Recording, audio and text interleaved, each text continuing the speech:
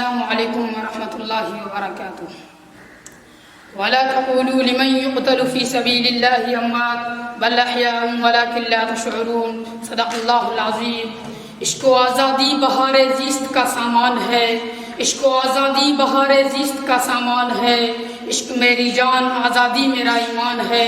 عشق پہ کر دوں فدا میں اپنی ساری زندگی مگر آزادی پہ میرا عشق بھی قربان ہے.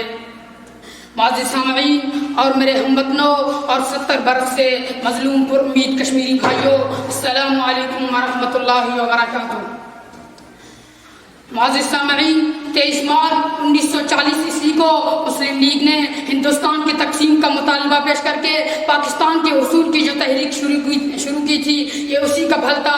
14 اگست 1947 عیسوی کو ہندوستان کے وطن سے پاکستان آزاد اور خود مختار مملکت وجود میں آئی تھی. یہ ریاست جموں کشمیر کے لیے بڑے نازک اور تحریک ساز گھڑی تھی کہ جب ریاست کے اندر اور باہر بڑے ہی پراسرار سنسیخیز اور ڈرامائی واقعات پیش آ رہے تھے. معزز سامعین، مسئلہ کشمیر کے پس منظر اور تہ منظر میں ان واقعات کا جاننا بہت ضروری ہے. معزز سامعین، گائے ماتا کی پجاری 70 برسوں سے مکر و فریب کے پیکر اور ذلت و جھوٹ کے لائق اپنا فریضہ بحسن خوبی سر انجام دے رہے ہیں. لیکن میں ان کو بھی بتانا چاہتا ہوں کہ تم اپنا فریضہ نہیں بھولتے تو ہمیں بھی یاد ہے کہ بدر و حنین کے وارث ہم ہیں. خندق و خیبر ہم نے جیتے ہیں. تبوک و احد کی داستانیں زندہ ہیں. قادسیہ کے سپاہی مجھے یاد ہیں.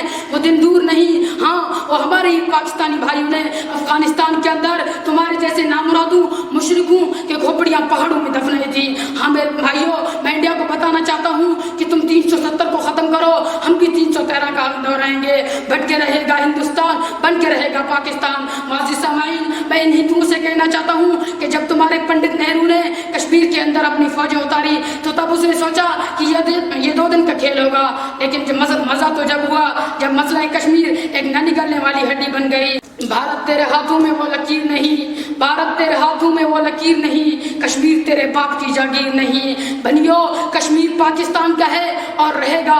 تم نے تو 7 لاکھ فوج کے ساتھ لاکھوں ناکام کوششیں کی ہیں، لیکن لاکھوں کشمیری شہید بچے عورتیں بیوہ کرنے کے بعد بھی تمہارے سپاہی خودکشیاں کرتے ہیں. معزز سامعین، میں سلام پیش کرتا ہوں ان کشمیری واسیوں کو جہاں گولی چلتی ہے سینے ڈھال بنتے ہیں، جہاں گولی چلتی ہے بازو کرتے ہیں، پاکستانی پرچم نہیں گرتا.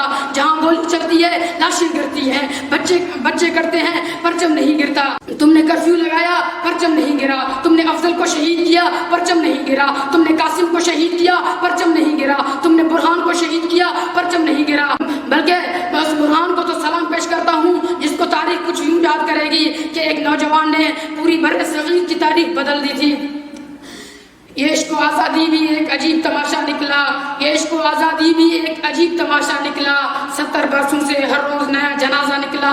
معزز سامعین، آخر میں سکون سے ایک بات یہ مودی کو سمجھانا چاہتا ہوں کہ ٹرمپ تجھے مروائے گا.